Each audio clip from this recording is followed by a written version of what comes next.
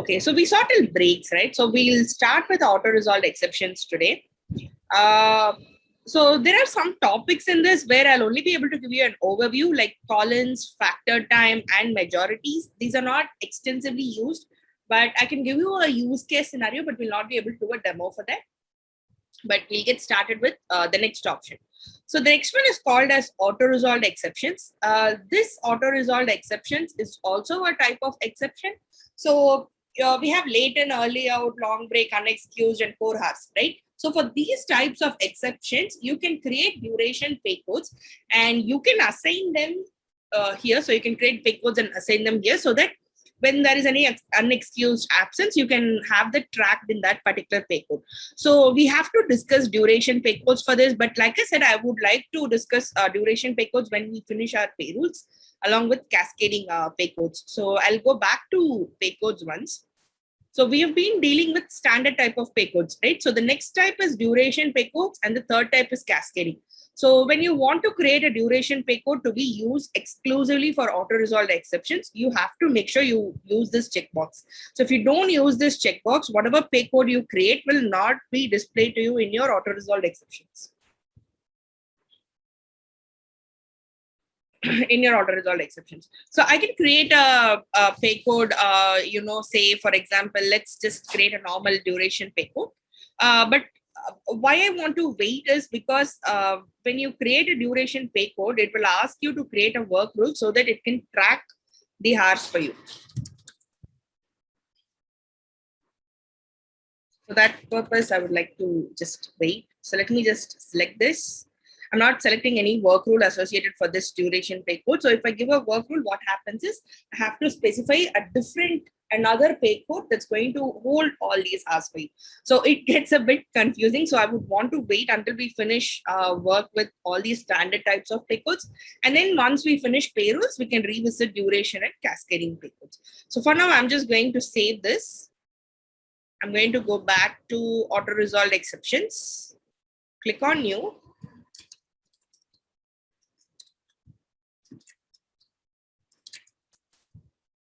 Unexcused.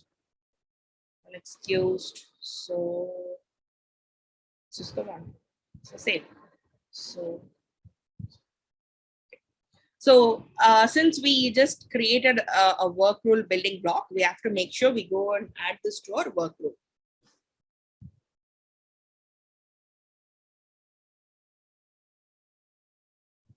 Let me remove my break. And I have to go to the top here, auto-resolved exception, and add the one that I just created. Update and save. So now if I go to my time cards,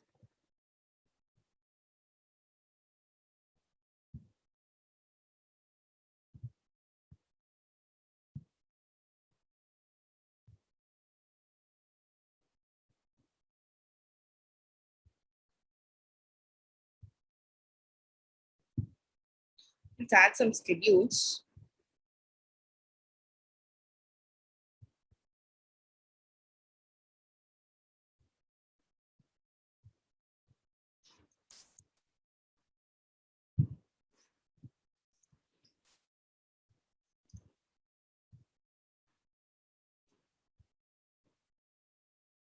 So unexcused absence is when you have a schedule, but you have not worked that shift.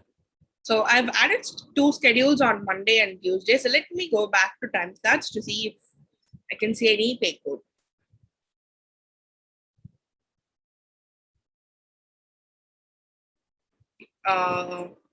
Yeah, so it wouldn't, because we have to set up the unexcused absence pay code. So that's why. So we will revisit duration pay codes again. So once we finish our payrolls, like once we finish payrolls, I'll come back to duration pay codes and we'll revisit it, because there are some exceptions also that allow you to use some duration pay codes.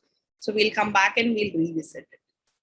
Okay, so the next one is Collins. Collins generally are used when you want somebody to come back and work a shift for you.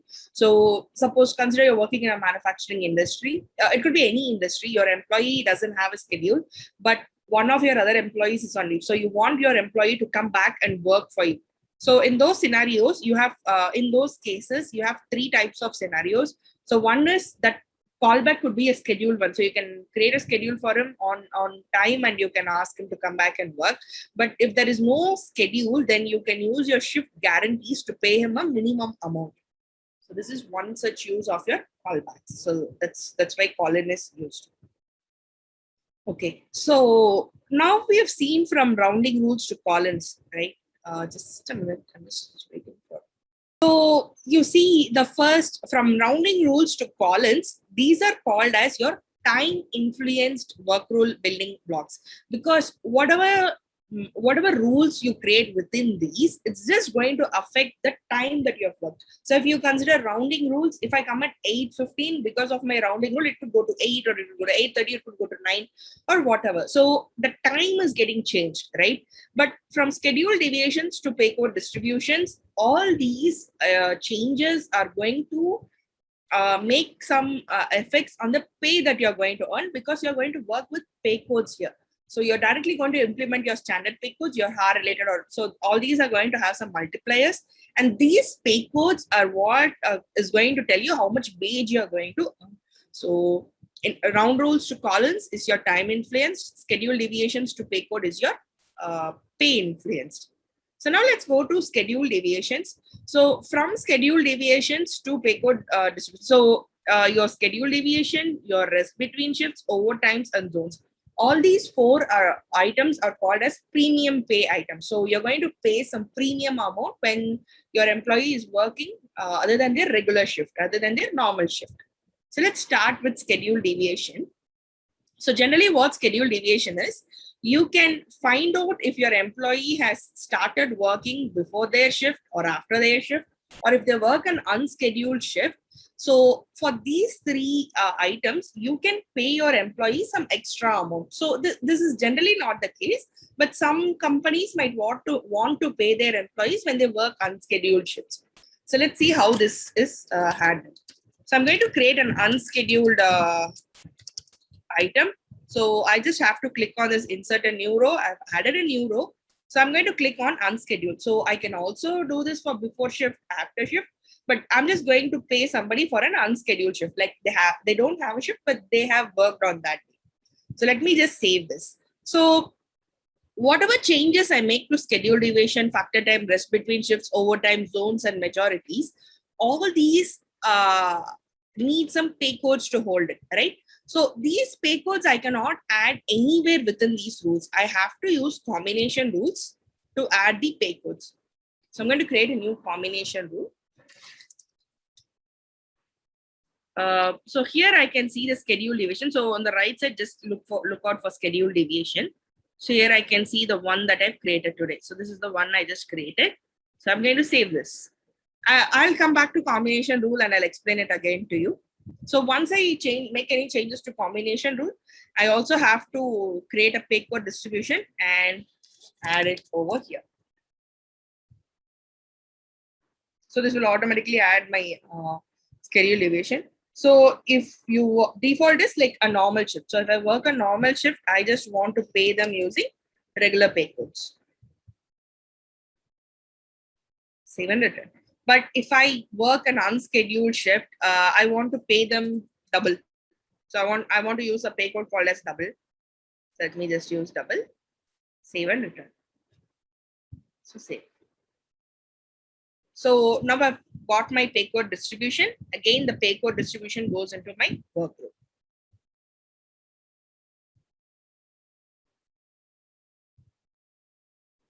So let me remove this unexcused absence of resolved exception. Go to pay code distribution. So if you see on pay code distribution page, this is where you have deviations, overtime, zones, majorities, but you cannot see all the options. So whatever items you have added in your pay code distribution will only appear here, because we might by mistake, we might add more rules than we need, right? If they are not in the pay code distribution, so we might end up adding more zones or more overtimes. So not to avoid that, only whatever items you have added in your pay code distribution can be seen here. So this could be a bit confusing right now, but as and when we progress, like as and when we move forward to the other rules, it will get easier for you to understand. Okay, So now I've added my schedule deviation. I just have to update and save this. So now the condition is if I have an unscheduled shift, my whatever, how many ever hours it's going to be unscheduled, that thing is going to get paid as double. The pay code is going to be double. So let me go to the time cards. We'll just refresh this a bit. So I'll add 9 a.m. to 5 p.m. This is going to be regular, right? Because this person has the shift and this person has work. We were using this employee. So I'll go to time cards.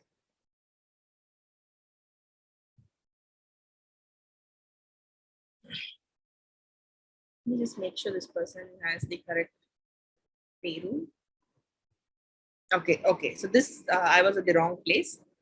I was at the wrong employee because that person did not have the pay code, pay rules that I needed. So this is the employee that I need. So let me just click on schedules. So I could add some schedules for last week and we can. So I want to go to previous. So let's say 9 a.m. to 5 p.m. I'll leave Tuesday and add on Wednesday so we can test what happens on Tuesday.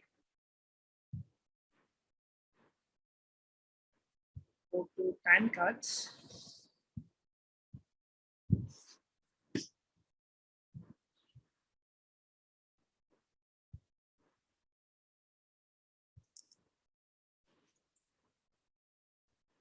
A.m. to 5 p.m. Okay, it's in regular. So let me add one more where they have a schedule. So it's 9 a.m. to 5 p.m. and it should be 16 hours. That's correct. So Tuesday, I don't have a schedule. So let me add 9 a.m. to 5 p.m.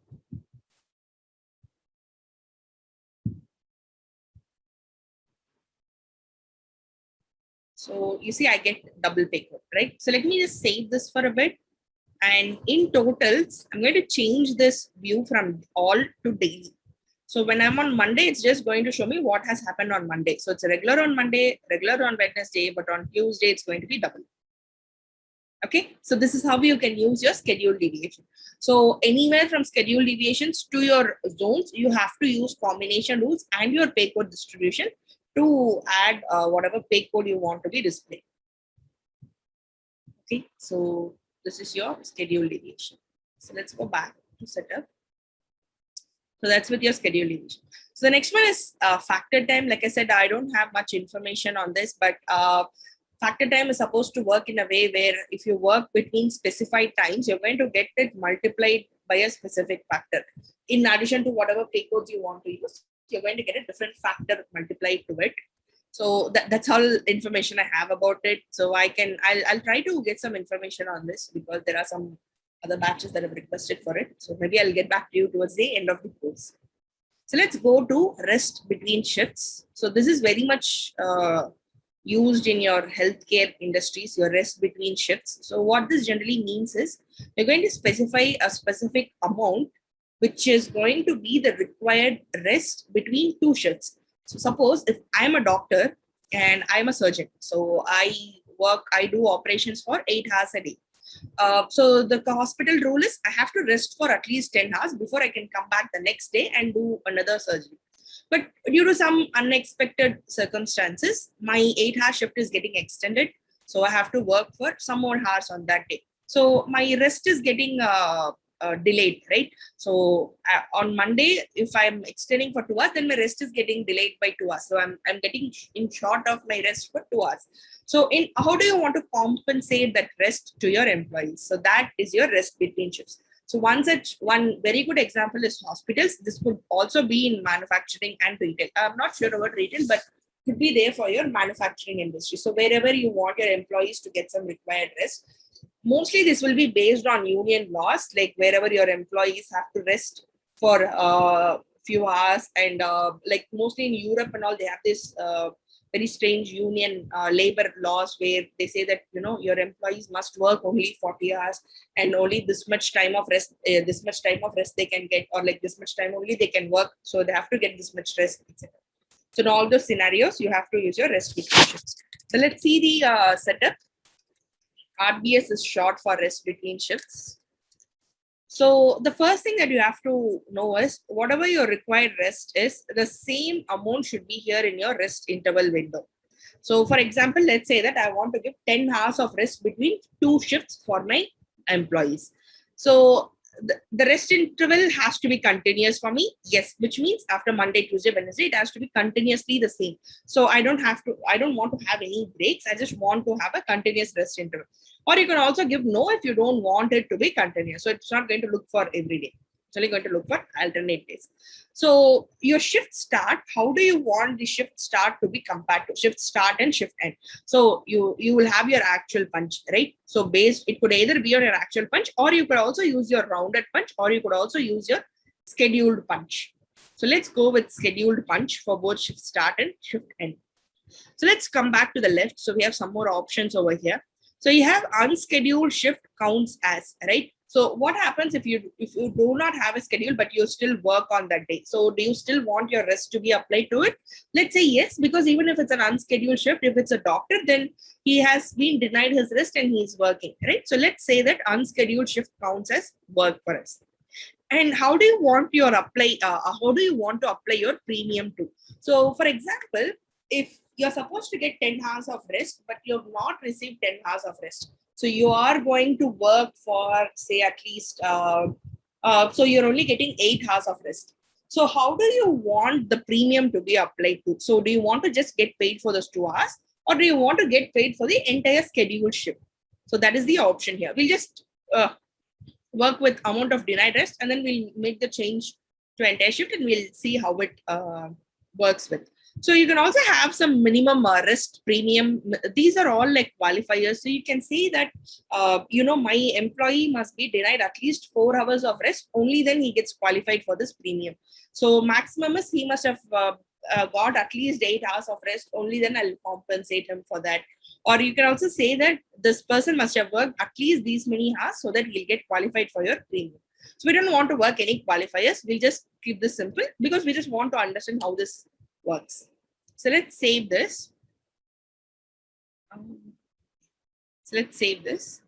And I'm going to go to my combination rules because like I said, anything from your work rule building blocks, anything from your schedule deviations to your majorities, it goes into combination rules, which goes into your pay code distributions.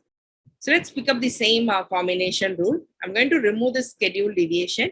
Your rest between shift is somewhere over here.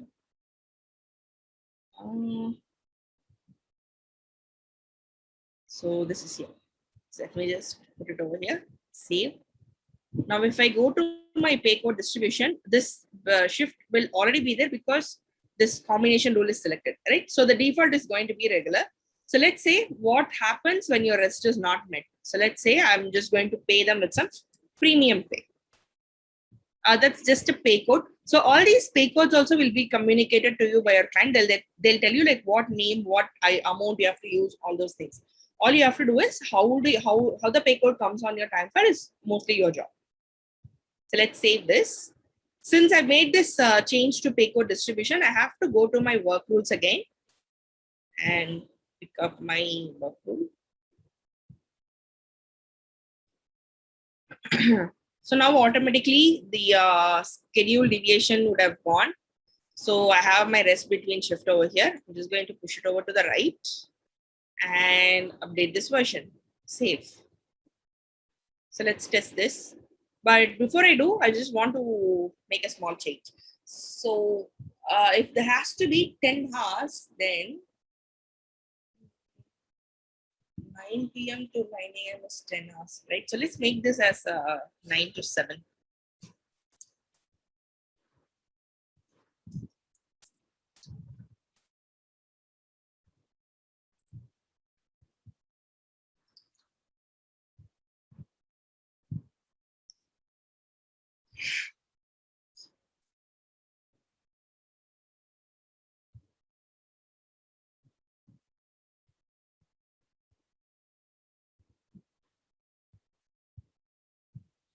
Okay, so I have my shift from 9 a.m. to 7 p.m., which means 7 p.m. to 9 a.m. is almost 14 hours, right? So there is some rest interval there. So until 11 p.m. So from 11 p.m. to 9 a.m. is the actual rest time, right? So 11 p.m. to 9 a.m. is going to be 10 hours. Are you able to get what I'm trying to tell you? So I have my shift from 9 a.m. to 7 p.m., which is 9 to 5. 3 plus 5 is 8, 9, 10 hours. This is 10 hours shift, right?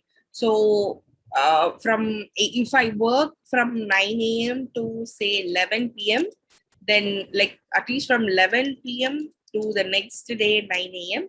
is my 10 hours of rest. So my shift says that it's only from 9 a.m. to 7. So if my employee is going to work until 11 p.m. or above 11 p.m., then this person is going to get paid for the rest premium. So let's go back. So let's see what happens if I only work from 9 a.m. to 7 p.m. It's just regular, right? So that's just going to be in my regular. So 10 hours of 10 hours. So that's my regular shift.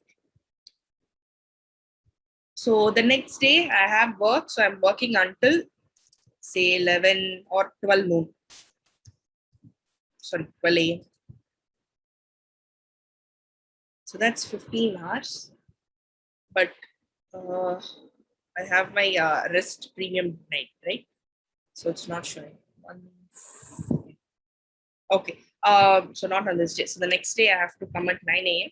and let me just work until 7 p.m. Okay. Let's just go to rule analysis. The pay code is not applied.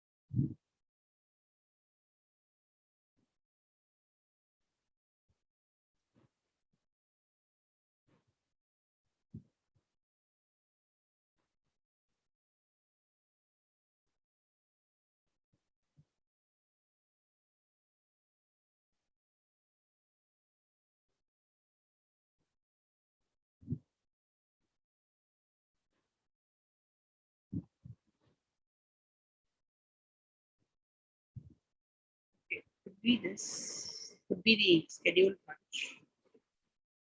Let me just go back. Okay. Yep, it's because of the scheduled punch. So scheduled punch is only 9 to 7, right? So I'm now given calculate based on my actual punch. So in my actual punch, I'm just going to modify this to say 12 a.m. So I'm going to get 2 more hours because that is the premium that I'm going to get. So on the first day, 9 a.m. to 7 a.m., 10 hours of shift, that's fine. So when I go home at 7, it's not that I'm going home. So once my shift ends at 7 p.m., the next day I'm only coming at 9 a.m. So I definitely have 10 hours of rest. But on the second day, I'm working until 12 a.m. and I'm coming back in at 8 a.m. So I'm early, right? So 12 to 8 is only 8 hours. So I have to get 10 hours of rest, but I've only got 2 hours of rest. So we're going to get the premium paid for the amount of rest that has been denied. That's for 2 hours. So the next day I don't have any shift. So that's fine. So are you able to get this? Like, is this okay? Any questions so far? So you can also add your schedule. So when you want to use the scheduled punches, you're going to make your schedules very stringent. So you're going to say that 9 a.m. to 12 noon, they are going to work. So in your schedule itself, you're going to mention. So automatically they're going to get a premium pay even before you have any in and outs added to your time cards.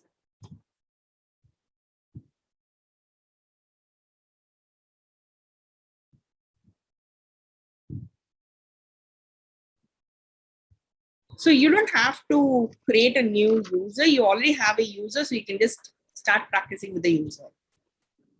Okay, so no, I've already added the labor account for this person. So if you want to change it, you have to go to timekeeper and add a new row, primary account and add a new row. You can add a new person, but right now we are only practicing with pay policies, right?